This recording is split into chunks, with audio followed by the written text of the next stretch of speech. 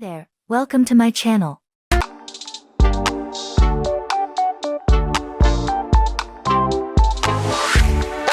Hello and welcome to Tia's Tru Life. I know I've been saying in the last couple of videos, if you haven't already went over to the new channel, Tia's Tru Life, to go ahead and go over and subscribe, please. I will no longer post full videos on this channel. Unfortunately, I hate to do it, but YouTube will not monetize this channel unless I get rid of all the videos that's already on it, and I'm not doing that. No, I believe in working smarter, not harder. So, go ahead if you're subscribed to this channel, and please subscribe to the new channel because that's where the new content will be. Moving on to today's topic. Initially, I wanted to do a video on Gypsy Blanchard because she was just getting out of prison, and I decided against it because Lifetime is doing a 3-day documentary on it. So for anyone who's not familiar with the case, it's a good documentary to watch because it's coming from Gypsy's point of view, and basically she's explaining her story. And I watched the first day of it, and it was really good. It was triggering as well because this young lady went through a lot of painful procedures, a lot of surgeries. And she said that she felt like she had to have her mom killed because she felt like she would eventually die if someone didn't stop her mom. And it's really sad that she felt like she had to go to that extreme. And so it's a really sad case all the way around because women with Munchausen by proxy, it's a mental disorder. Unfortunately, with this mental illness, they're hurting their children.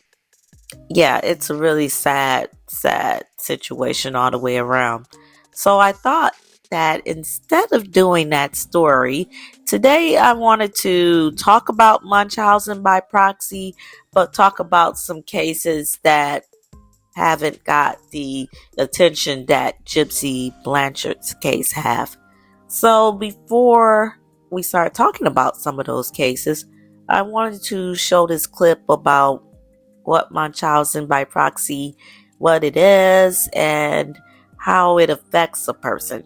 Munchausen syndrome by proxy is a complicated disorder. Simply put, it's medical abuse when a child or someone in another person's care is put through unnecessary medical treatments because their caretaker lies about the victim's health and symptoms. Red flags you should know.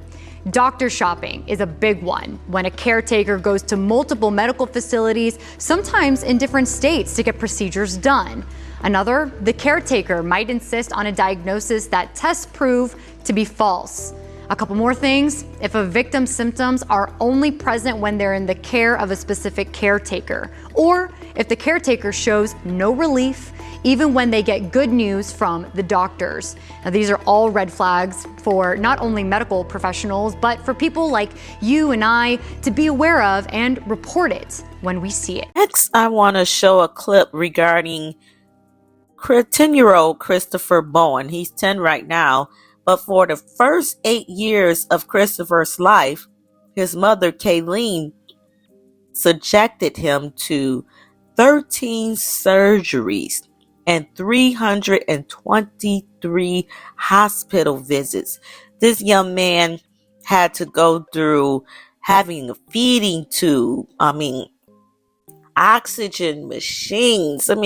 They were showing pictures of this poor baby's belly where he had a hole connecting the tube to his nose for no reason at all, just because his mother was telling the doctors that things was wrong with him. Now, with his mother, Kayleen, she wasn't diagnosed with Munchausen by proxy. So we don't really know if maybe she wasn't tested yet, or if she's just got some other issues going on that caused her to do this, unless she's some kind of sociopathic attention seeker. We really don't know why she would do this to her son. So she was just sentenced to 6 years in prison for doing what they call medical child abuse to her son. And, as you look at cases like this, I say to myself, like, what's going on with the doctors? Like, do the doctors need more training on how to spot out these type of people before they go too far with conducting these procedures, these unnecessary procedures? I'm sure for some of them it's probably money. I'm sorry to say. There should be definitely more training when it comes to these doctors to be able to spot out these type of people, because I know with adults some doctors are quick to say, hey, nothing's wrong with you, or to peg that person that's someone who is a hypochondriac, because I had a family member that was pegged as that, and they were having real medical issues, but because they were constantly going to the doctor, and because the doctor wasn't finding anything, then that's what they were pegged as. But if you look at a situation like these Munchausen by proxy cases, I mean, nothing's wrong with the children. So why are the doctors still performing these surgeries? So it's my opinion that it definitely should be more training. Maybe that would stop some of these women before the children are seriously hurt. So let's look at this clip and I'll be back. Is playing soccer and swimming, living life to the fullest. 2 years ago, he was in a wheelchair with a feeding tube. He wasn't sick. He wasn't hurt. His mother was putting him through a living hell. Today, she was sentenced to prison time for faking his illnesses, forcing doctors to perform unnecessary surgeries, and stealing 8 years of her son's childhood. Here's Matt Howerton. It's difficult to have to go home and tell him that his mother is going to prison. Ryan Crawford's broken, emotional voice. But his safety is what's most important. Bookends a long chapter of suffering for his son, Chris.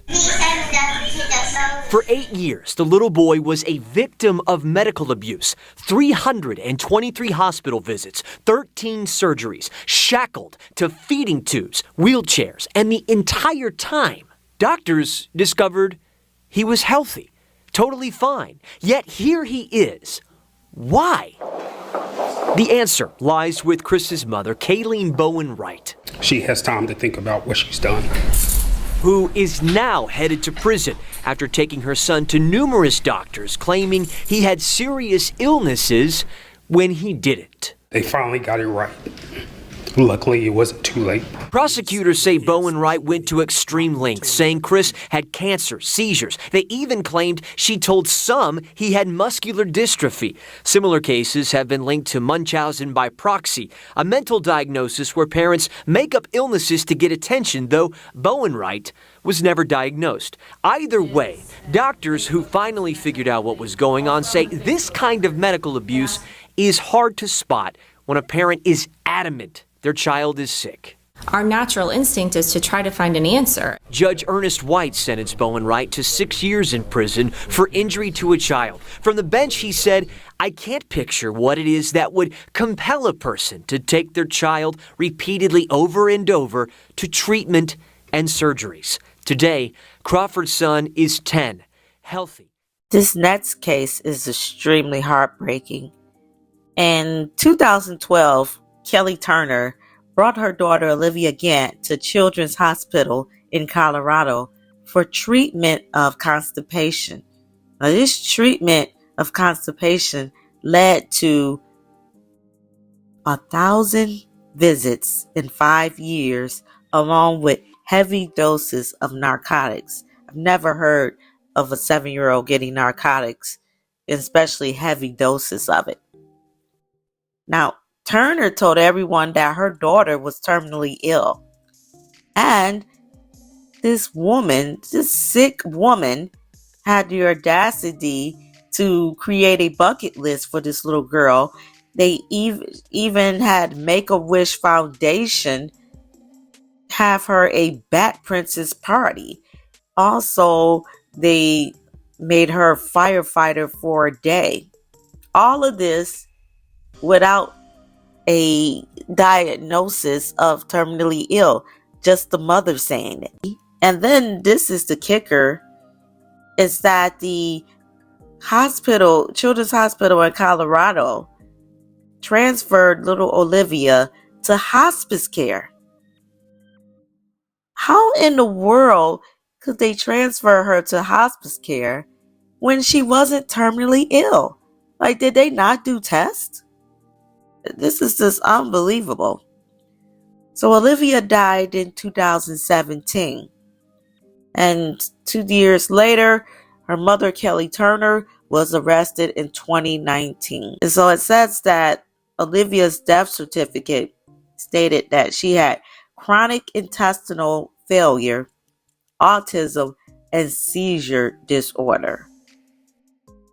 Okay. Here's some clips on the case, and I'll be back. Now fighting charges she faces for faking her daughter's illness, then murdering her when she was only 7 years old. That little girl won our hearts as a Bat Princess. But prosecutors say her mother's claims that her daughter was terminally ill were fraud. This bond, $250,000, is ludicrous. I fear for y'all if she gets out for this area. Kelly Turner has been held without bond for 93 days. She now has a chance to get out. She is accused of killing her 7-year-old daughter, Olivia Gant. Ruby King had been a friend of Turner's in Texas. She came here today hoping Turner would see her and something would click. I think it's pitiful. I think she's pitiful that she's sits up there like she does, thinking that she's innocent. I think she's sick. Turner is accused of telling people her daughter was terminally ill when she was not, raising money on GoFundMe and other sites. The Make-A-Wish Foundation put on a Bat Princess party for Olivia to fulfill a dying wish.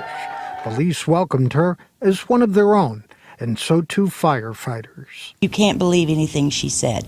Everything that she has said to us is nothing what's the truth we have found out. Olivia's body was removed from her grave and an autopsy done, but the cause of death was inconclusive. Here's another disturbing case. In 2015, Candida Fluty injected her 9-year-old son with feces. She injected the feces into his IV tube while he was at a children's hospital in West Virginia. Now, she had initially said that the son had a congenital condition that affected the bowels, which required numerous surgeries. So, Fluty and her son was, they're initially from Cincinnati, but the doctors transferred them to a children's hospital in West Virginia, where Fluty decided to inject her son's IV with fecal matter. And that led to the son having a fever, and thank God that the doctors found out what was wrong before it was too late, because the doctors said that this could have easily turned into a murder. I mean, he could have got sepsis, and sepsis shuts down all of the organs in the body, and it leads to death. This sick woman. Oh my God. Now, I guess she was caught, and she had the audacity to tell the nurse that, oh, I'm just flushing the line.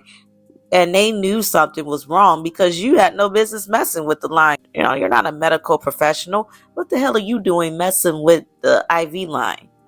And especially with a syringe. Come on now. And she was given a 6-year sentence. And I hope she never gets custody of her child again.